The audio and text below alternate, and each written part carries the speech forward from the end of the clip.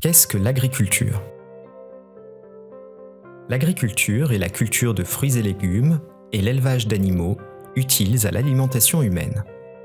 Hormis la lumière, bien sûr, deux éléments sont indispensables à la croissance des fruits et légumes.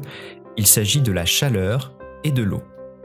Lorsque ces éléments sont présents, on parle de potentiel agricole pour désigner les régions du monde favorables à l'agriculture. Ces régions représentent entre un tiers et la moitié de la planète. Pour cultiver en toute saison, on peut utiliser des serres, structures semi-circulaires en plastique sur les champs, ou bâtiments en verre dans lesquels la température, l'humidité, la lumière ou encore l'irrigation sont contrôlées. Les cultures peuvent pousser dans la terre ou hors sol. Il existe différents types d'agriculture qui peuvent se cumuler en fonction de leurs caractéristiques. L'agriculture traditionnelle, les agriculteurs travaillent à la main avec des outils comme des râteaux, des pelles ou des faux. L'agriculture vivrière. Les agriculteurs gardent leur production pour nourrir leur famille et vendent le surplus sur les marchés. L'agriculture moderne.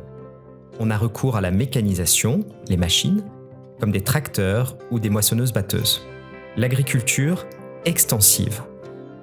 Pour la culture des fruits et légumes, les agriculteurs n'utilisent pas de machines. Pour l'élevage, les animaux ont beaucoup d'espace. L'agriculture intensive, qui vise à produire beaucoup en utilisant des machines, des produits chimiques comme les engrais pour faire pousser les plantes plus vite, ou les pesticides pour éloigner les insectes, et en irriguant les champs, apport d'eau. L'agriculture biologique, elle, n'utilise pas de produits chimiques. L'agriculture commerciale. La production est vendue au supermarché, aux consommateurs. Pour améliorer la situation des agriculteurs qui gagnent souvent très peu, 10% du prix final contre 50% pour le distributeur, le commerce équitable a été mis en place. Le commerce équitable permet de mieux payer les producteurs qui gagnent 20% de leur production contre 10% hors commerce équitable. Les circuits courts peuvent aussi améliorer la situation des agriculteurs.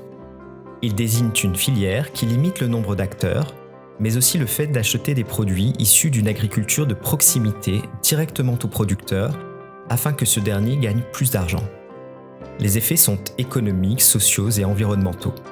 Le producteur gagnera plus puisque le nombre d'intermédiaires est réduit, totalement dans le cas de la vente directe sur son exploitation ou au marché. Ses conditions de vie seront meilleures.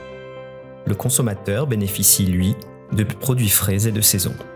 Cela réduit la pollution liée au transport des produits agricoles, ce qui est bon pour l'environnement. Le consommateur peut acheter des fruits et légumes qui n'ont pas une forme idéale, c'est-à-dire non calibrés ou non standardisés. Cela permet de réduire le gaspillage alors qu'un aliment sur 3 est gaspillé en Europe. Le contraste est saisissant par rapport aux 820 millions de personnes qui souffrent de la faim à travers le monde, surtout en Asie, 520 millions, et en Afrique, 240 millions. La malnutrition ne concerne pas que la sous-alimentation, quand on ne mange pas assez. Il y a aussi la suralimentation, quand on mange trop, et les déséquilibres ou carences liés à une alimentation qui n'est pas assez variée.